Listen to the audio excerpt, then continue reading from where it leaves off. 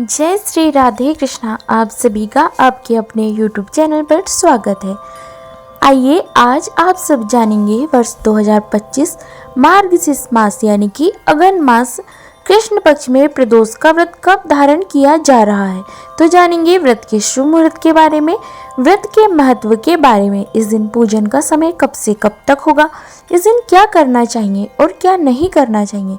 तो आइए जानते हैं इन सब के बारे में। प्रत्येक माह कृष्ण पक्ष और शुक्ल पक्ष की त्रयोदशी तिथि के दिन जब भी प्रदोष काल का समय प्राप्त होता है उस दिन प्रदोष व्रत को धारण किया जाता है। इस दिन भगवान शिव जी की प्रसन्नता के लिए व्रत को धारण किया जाता है। प्रदोष व्रत के दिन प्रदोष काल के समय में भगवान शिव प्रसन्न मुद्रा में होते हैं और अपने भक्तों की सभी प्रकार की मनोकामनाओं को पूर्ण करते हैं। प्रदोष का व्रत जिस दिन पड़ता है उस दिन के नाम से उसे जाना जाता है और उस दिन के व्रत का अपना विशेष महत्व माना गया है। प्रदोष व्रत अगर रविवार के दिन पड़े तो इसे धारण करने से आयु और आरोग्यता की प्राप्ति होती है। सोमवार के दिन हो तो इससे अभिष्ट सिद्धि की प्राप्ति होती है। मंगलवार के दिन पड़े तो इससे रोगों से मुक्ति और स्वास्थ्य लाभ की प्राप्ति होती है। बुधवार की प्रदोष व्रत धारण करने से सभी कामनाएं सिद्ध होती है। गुरुवार के दिन प्रदोष व्रत पड़े तो इससे शत्रुओं पर विजय प्राप्त होती है। शुक्रवार के दिन प्रदोष का व्रत जो कि सौभाग्य और स्त्री की समृद्धि के लिए धारण किया जाता है। वहीं पे शनिवार के दिन जब भी प्रदोष व्रत पड़ता है उसे धारण करने से संतान लाभ की प्राप्ति होती है। मार्गशीर्ष मास यानी कि अघन मास कृष्ण पक्ष में त्रयोदशी तिथि प्रारंभ का समय है 17 नवंबर 2025 दिन सोमवार सुबह 4:48 और त्रयोदशी तिथि की समाप्ति है 18 नवंबर 2025 दिन मंगलवार सुबह 7:13 पर। तो प्रदोष व्यापनी के अनुसार सभी भक्तजन 17 नवंबर 2025 दिन सोमवार को प्रदोष का व्रत धारण करेंगे। इस बार सोमवार के दिन प्रदोष का व्रत पड़ रहा है। इस दिन व्रत को धारण करने से अभिष्ट सिद्धि की प्राप्ति होती है। 17 नवंबर को ब्रह्म मुहूर्त का समय सुबह 4:59 से सुबह 5:52 तक होगा। सूर्योदय का समय सुबह 6:16, सूर्यास्त शाम 5:10 पर होगा। राहु काल का समय सुबह 7:38 से सुबह 8:59 तक होगा। प्रातः काल पूजा का शुभ मुहूर्त 17 नवंबर को जो कि सुबह 5:25 से सुबह 6:45 तक होगा। अभिजीत मुहूर्त का समय सुबह 11:45 से दोपहर 12:27 तक होगा।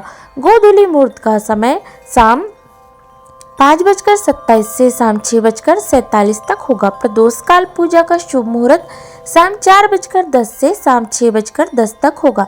जो भी प्रदोष का व्रत धारण करते हैं उन्हें चाहिए कि त्रयोदशी तिथि के दिन सुबह ब्रह्म मुहूर्त में उठ करके नित्य क्रियाओं से निवृत्त होकर के स्नान आदि करके शुद्ध वस्त्र धारण करें, भगवान सूर्य नारायण को अर्घ्य प्रदान करें और फिर व्रत का संकल्प ले। भगवान शिव जी से प्रार्थना करें कि हे भगवान भोलेनाथ, आज मैं सोम प्रदोष का व्रत धारण करने जा रहा हूँ या करने जा रही हूँ। इस प्रकार से भगवान से प्रार्थना करें और कहे आपके मन में जो भी इच्छा हो, जो भी कामना हो वह भगवान शिव जी से कहे और अपने नाम, गोत्र, स्थान आदि का उच्चारण करते हुए अपने कामना सिद्धि के लिए भगवान शिव जी से प्रार्थना करें। और फिर इस दिन सुबह और शाम के वक्त खास करके जो कि शाम के समय में प्रदोष काल के समय में भगवान शिव जी का पूरे विधि विधान के साथ पूजन करना चाहिए।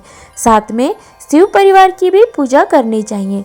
जब भी भगवान शिव जी का पूजन किया जाता है तो साथ में शिव परिवार का पूजन करना चाहिए।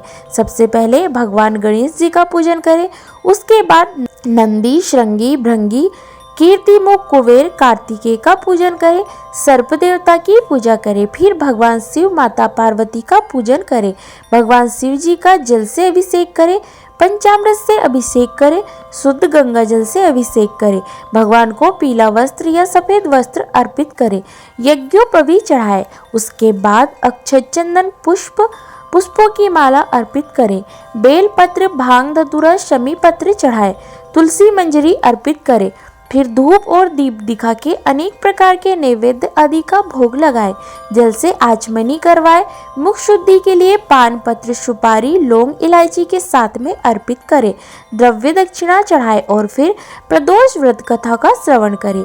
भगवान शिव जी के स्तोत्र चालीसा आदि का पाठ या श्रवण करे। इस दौरान ओम नमः शिवाय या श्री उमा महेश्वराभ्याम नमः इन मंत्रों का जाप करें तो इससे भगवान शिव जी अति प्रसन्न होते हैं। प्रदोष व्रत के दिन रात्रि उपवास रह के व्रत को धारण करना चाहिए। जो उपवास नहीं रह पाए, जिनका स्वास्थ्य सही ना हो, तो आप एक समय फलाहार ग्रहण करके व्रत को धारण कर सकते हैं। प्रदोष व्रत का पारण अगले दिन जाकर के सूर्योदय के बाद करना चाहिए। तो आशा करती हूँ जानकारी आपको अच्छी लगी हो।